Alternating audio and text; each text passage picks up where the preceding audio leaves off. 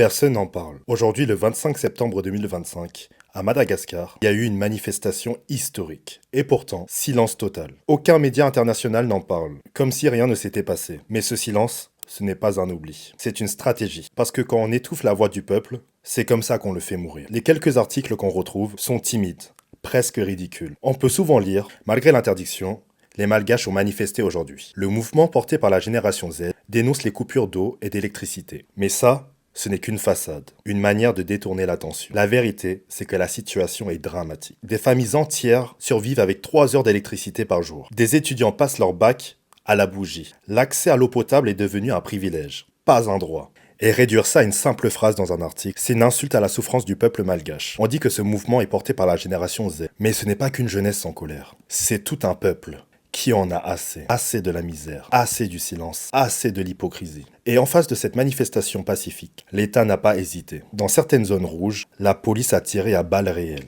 Des manifestants sont tombés, des blessés, des morts. Mais aucun chiffre officiel, car tout est étouffé. Le gouvernement veut convaincre l'international qu'il ne s'agissait que d'émeutes violentes. Mais non, c'était des hommes, des femmes, des enfants, des jeunes, des anciens, qui réclamaient simplement dignité et justice. Je reçois des témoignages insoutenables. Une fille de 15 ans raconte comment son école a été bombardée de gaz lacrymogène, alors que les élèves étaient encore à l'intérieur. Elle a vu ses camarades de classe asphyxiés, traumatisés. Des photographes pacifiques se font confisquer leur carte mémoire, giflés et menacés. Des familles se font tirer en pleine rue. Et pendant ce temps-là, ces vidéos disparaissent des réseaux sociaux. Les commentaires sont supprimés, les comptes censurés. Moi-même, ma vidéo sur TikTok plafonne à peine 900 vues. Mais quand même, grâce à Instagram et Facebook, on relaye, la vérité circule. Et c'est justement ça qui veut l'étouffer. Le gouvernement et ses relais médiatiques veulent faire croire que les casseurs représentent le mouvement. La vérité, c'est que le peuple descend dans la rue pour l'eau, l'électricité, l'éducation, les soins de santé, le droit à la terre, le droit de travailler, le droit de construire un avenir. Et hier encore, pendant que Madagascar s'enflammait, le président à la tribune de l'ONU se félicitait de l'accès à l'eau dans son pays. Voilà l'écart, voilà le mensonge. Ce combat dépasse Madagascar. Ce qui se joue ici, c'est universel. Parce que réclamer de l'eau, de l'électricité, le droit d'apprendre et de vivre dignement en 2025, ce n'est pas une faveur, c'est un droit humain fondamental. Voilà pourquoi dans quelques jours je pars à Madagascar. Pas en touriste, mais pour être sur le terrain avec vous. On a lancé une cagnotte et aujourd'hui je vais utiliser cette cagnotte pour financer le voyage et mener des actions concrètes sur le terrain. Chaque dépense sera justifiée au centime près. Le lien est dans ma description. Vous pouvez contribuer même 1 euro symbolique. On ne peut pas changer le monde entier, mais on peut changer notre monde, pas à pas, action par action. Et toi aussi tu es acteur. On a besoin de toi. Continue de partager, commenter, relayer. J'ai besoin de contacts sur place.